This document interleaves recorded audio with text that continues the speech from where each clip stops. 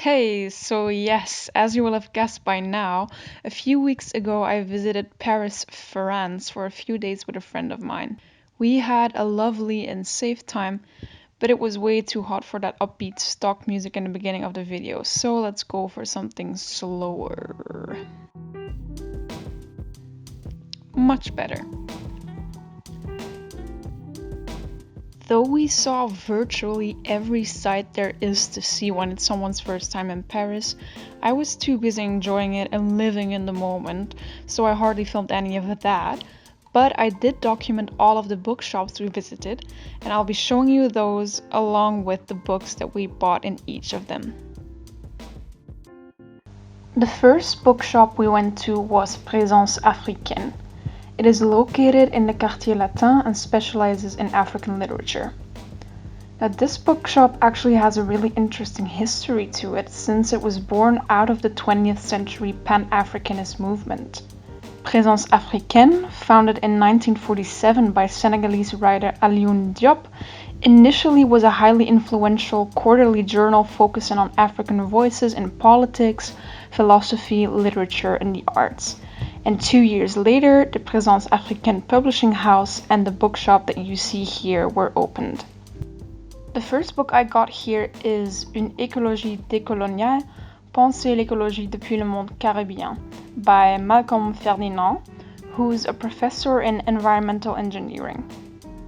I think the main question that Malcolm Ferdinand wishes to answer with this book is how can we use the history of the Caribbean and especially the long-lasting effects and cruelties that came out of its colonization as a crucial starting point for a better understanding of the ecological crisis that we're facing today. Then, because my to-be-read list tends to always be dominated by non-fiction books, don't ask why, I really wanted to also buy a novel and ended up getting Moi, Tituba Sorcière by Caribbean writer Maryse Condé. In this post-colonial classic, Maryse Condé tells the story of Tituba, the first woman to be accused of witchcraft in the Salem witch trials of 1692. And despite her pivotal role in this history, she's been largely banned to the shadows by white historians and novelists, and Maryse Condé is here to change that. Next up are two books that my friend got.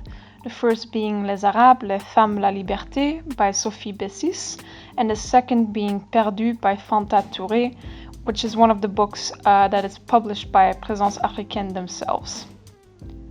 This first non-fiction book she picked up because, as an Arab woman herself, she's always on the lookout for books that deal with the emancipation and the freedom struggle of women in the Arab world. And this book by Franco-Tunisian writer and historian Sophie Bessis seemed like a great fit. The second book is a piece of contemporary Senegalese literature that tells the complicated love story of Jonas and Aina. The resume or the summary on the back of the book also tells me that this book centers a disaster that took place in 2002 when a ship that was on its way to Dakar capsized off the coast of Gambia, causing the death of over 1,863 people and becoming a kind of national trauma for the Senegalese. Next, when we were on our way to the Institut du Monde Arabe, we passed by the Grand Mosque of Paris, which is well worth a visit, I might add, because, wow. And there, right across the mosque, we stumbled across this tiny bookstore where my friend bought a beautiful handwritten and handcrafted book on how to read and write Arabic.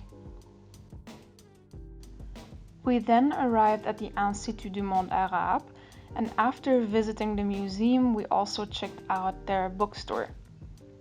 They had a really wide selection of books dealing with basically every subject you can imagine, as long as it had something to do with the Arabic language, culture, arts, and history. There were cookbooks, comic books, books on architecture, religious texts, contemporary literature from every Arab country, and there were also plenty of books about Arab calligraphy, two of which my friend picked up, and you can see them here.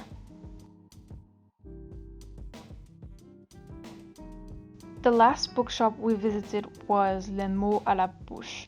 It was founded in 1980, is now located in the 11th arrondissement and specializes in LGBTQ+ literature. When you come in on the right side, they have an entire section with the works of LGBTQ+ authors, and then on the left, the books are more organized per theme or category. I also like that they sell zines. They're definitely a bit more of an alternative bookstore. Here I bought the 1932 novel Le Pur et l'Impur by French writer Colette. I don't know much about Colette except that she was some kind of gender fluid, scandal-causing, cultural and literary icon, and that in this book she details her many affairs, shame-free sexual encounters, drug use, and much more. So that concludes this Paris book vlog video format thingy. If you're ever in Paris, I would recommend all of the bookshops I mentioned, but also be sure to just stroll around a bit and see where life takes you. I noticed that Paris is packed with interesting bookshops, so stay curious. Au revoir et à la prochaine!